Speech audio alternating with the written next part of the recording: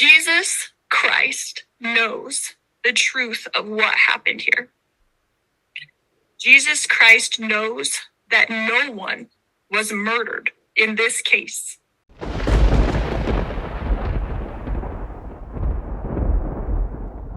Yesterday saw the long-awaited sentencing hearing of Lori Vallow, who recently was finally convicted of the first-degree murder and conspiracy to murder of her children JJ Vallow and Tylee Ryan, and conspiracy to murder of her then boyfriend Chad Daybell's wife, Tammy Daybell. Lori and Chad married just 2 weeks after Tammy died. Tammy's body had to be exhumed to find out her true cause of death, which was asphyxiation. The murders of Tylee and JJ specifically rocked the true crime world.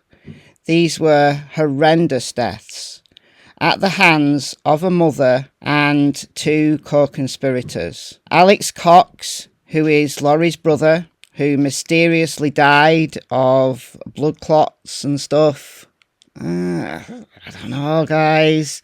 I did a video recently about Alex Cox's autopsy, and it looks to me like natural causes, but his death, I don't know, guys. It's just so suspicious that he died just a day before Tammy's body was exhumed. And also co-conspirator Chad Daybell, who was yet to be tried, so legally speaking, he is innocent until proven guilty. But the fact that Tammy Daybell died in his family house and JJ and Tylee's bodies were found on Chad Daybell's property, I'd be utterly shocked if Chad Daybell got away with it. But anyway, in this video, we're talking about female killers, the women who end the lives of people around them. And we could talk about female serial killers, we could talk about female family murderers. Specifically, we could talk about their psychology. Now, I think in terms of women committing heinous crimes like murder, they tend to stand out when it's a mother murdering her children. You know, it's not just Lori Vallow that we could talk about here. We've got a raft of others. Recently, we saw the trial and conviction of Letitia Stauch, who murdered her stepson Gannon in his very own bedroom. That was horrendous. She put his body in a suitcase. She drove his body 1,000 miles and then threw that suitcase with Gannon's body in it over a bridge. And it's just by luck, by the grace of God, that that suitcase and Gannon's body were found. They shock us, don't they? But do they shock us more than when a man kills his family? I mean, look at Chris Watts, for example, who killed his pregnant wife, Shanann, and his 2 daughters, Bella and Cece, in August 2018. If there was a case that sparked the true crime community into action, into the many videos. I mean, I've got a whole playlist on the Chris Watts murders because this case was so shocking. You know, a man who was a family man, a hard worker, a man who loved his daughters, a man who people said was mild-mannered. And then just one day, in the early hours of the 13th of August 2018, shortly after Shanann got home from a business trip, Shanann is murdered, Bella and Cece are murdered, confessed 2 days after the murders, and pled guilty. But still, the crime was so shocking that people can't believe that Chris did it. There's still people out there today who can't believe that Chris did it. So I don't know whether it's true that female family murderers shock us more than males, but female serial killers do shock us, really shock us. And I'm quoting here from a Psychology Today article that was published in 2019, and it's based on a review of studies that was produced in 2006. But there are more recent papers on female serial killers, but I think this article tells us quite a bit of information. So let's read from this article. There's a popular myth that serial killers are all men. This notion is simply not true, and it's understandable why many people would hold this erroneous belief. As late as 1998, a highly regarded former FBI profiler said there are no female serial killers. Now, that's very, very misguided. Very misguided. The news and entertainment media perpetuate stereotypes that serial offenders are all men and that women do not engage in horrible acts of violence and murder. Of course, those of us who study true crime, whether you've got qualifications in psychology, whether you're ex-law enforcement, or whether you're just a connoisseur of this genre of media, you will know it's simply not true. Women commit heinous acts and always have done. This is not a recent addition to crime. Women have always been as bad as guys. There might not be as many, like numbers wise, there might not be as many. I mean, current understanding is that about 15% of serial killers are women. But you only need to go through my Crime Story Sunday playlist. This is a series I do on my other channel, Michelle Walks. The next episode is coming soon. I've got a couple of really good episodes coming up for you. I just need to film them. I've done the research. I just need to film them and get them out. You know, we're all shocked by serial killers like Israel Keys. But aren't we equally shocked by cases like this? Nurse Beverly Allett, the nightmare nurse from the UK. We've currently got a trial going on in the UK. The jury are in deliberations. I think they're into the second week, I mean, maybe even the third week by now, of deliberations. Lucy Letby, a nurse. The trial went on for months. This must be one of the longest running trials that I've ever seen. How those jury members have kept their jobs, you know, they're going to have been nearly a year before they go back to work. Anyway, these nurse cases really shock us. There are others. The most well-known in the UK is Beverly Allett. She sticks in my mind. But what about other female killers? What about Amelia Dyer? The twisted tale of the baby farm killer. Baby farms. Have you ever heard of baby farms? Well, Amelia Dyer, she killed babies. Nanny Doss, the giggling granny serial killer. What about Hell's Bell? Hell's Bell Guinness. What about her? What about Lizzie Borden? She got away with it. She's innocent, legally speaking. What about the Flanagan sisters? Dreadful. In every which way, as gruesome as spree killers like Derek Bird, serial killers like Robert Hansen, as shocking as the Yorkshire Ripper from my country in the 1970s. In every which way, they are as bad. They are as conniving. They are as horrific and prolific in taking people's lives. Just because there's not as many female serial killers doesn't mean to say that when they happen, they aren't as gruesome and as shocking. But it's stated in the research that female killers, whether they're a family murderer or whether they're a serial killer, their motivations are different from that of their male counterparts. In male serial killers, the motive tends to be sexual, if it's not overtly sexual, as in a sex crime happening shortly before the murder or after the murder, then it's a power thing, and there's probably a sexual motive underlying that power thing, going along with that power thing. Like at the moment, we've got the Long Island serial killer who has finally been caught. The bodies were found in 2010 and 2011. Rex Heuermann is the guy that is currently in jail awaiting the court process, very early stages of it, but the amount of information that law enforcement have got against Rex Heuermann, honestly, I think they've got their man. Sexually motivated, killing sex workers. The Yorkshire Ripper, Peter Sutcliffe from my country, killing sex workers. And there's numerous others.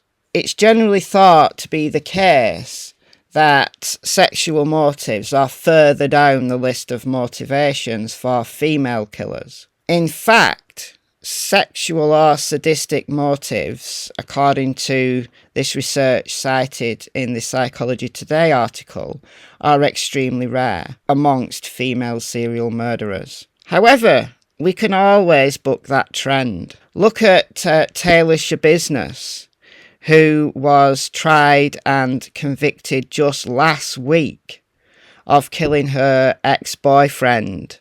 Apparently, she's a fangirl of serial killer Jeffrey Dahmer, and she killed her boyfriend, assaulted him while he was deceased with a dildo, dismembered his body, and left his body in bags, and then claimed that she was insane. She's certainly suffering from some kind of mental issue, a mental health issue, but not insane. She's not insane. She knew exactly what she was doing. She knew right from wrong. There's a massive difference between being mentally ill and being legally insane. We talked about this a lot when I covered the Letitia Stout trial, came up again in the Taylor Schabusiness case. But in terms of serial killers, we can buck that trend. What about Rose West, working alongside her husband Fred West? They were a marriage made in absolute hell. Like, the bodies that were found buried in their yard is astonishing. The crimes that they committed, just really, really perverted. We've got the Moors murderers from very close to where I live, actually, from the 1960s. Ian Brady and Myra Hindley. Sexual motive. In the case of Myra Hindley and Ian Brady and the Wests, these were just partnerships forged in hellfire. On their own, would Rose West, would Myra Hindley have gone on to commit these murders? Were they inspired by their male partners? We don't know, but we could say that. A notable exception is Aileen Wuornos, whose kills had all the characteristics of a male serial killer. And she killed men by shooting them. She picked up strangers and she murdered them. It was for personal gratification, for vengeance, for power, and not for the leading motivation thought to be the reason why the vast majority of female serial killers do what they do, and that is money. Now, in Lori Vallow case, the prosecution throughout her trial said that she was motivated by sex and money. And she was. It was money. It was money for Lori. But the financial motives of female killers have been long noted. And if we go back to my Crime Stories Sunday playlist, you'll see that some of these, Nanny Doss, Hellsbell Guinness, Flanagan's, were motivated by money. If you look at historical cases, the most likely way that women will kill their victims is by poisoning. Poisoning or secondary strangulation or asphyxiation. They don't leave a mess. And often this is why in historical cases, so many of these women have got away with murder for many years. Many years. And I like this paragraph in the Psychology Today article here.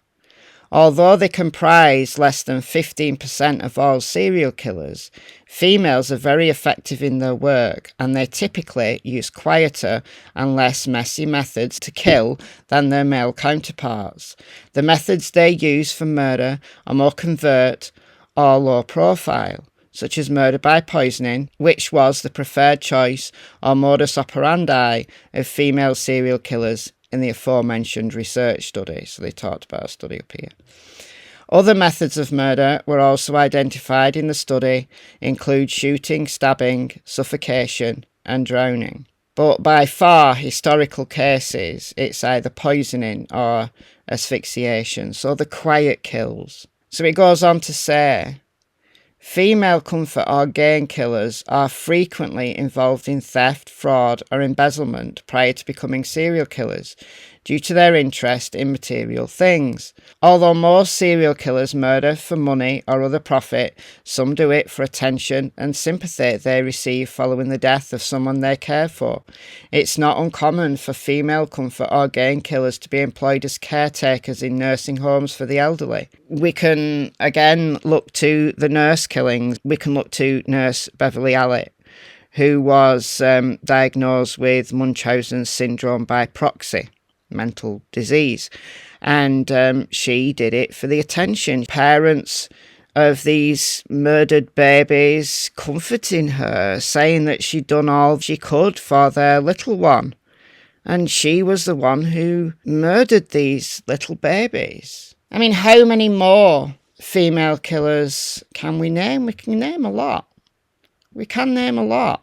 Those of us who are true crime connoisseurs, I bet you can put down in the comments female killer names that I don't mention in this video. A lot of you will know the case of Jodi Arias, who murdered her boyfriend. And many of you will know Cassie Anthony, who was found not guilty of the murder of her little baby daughter, Kaylee Anthony. Did she do it?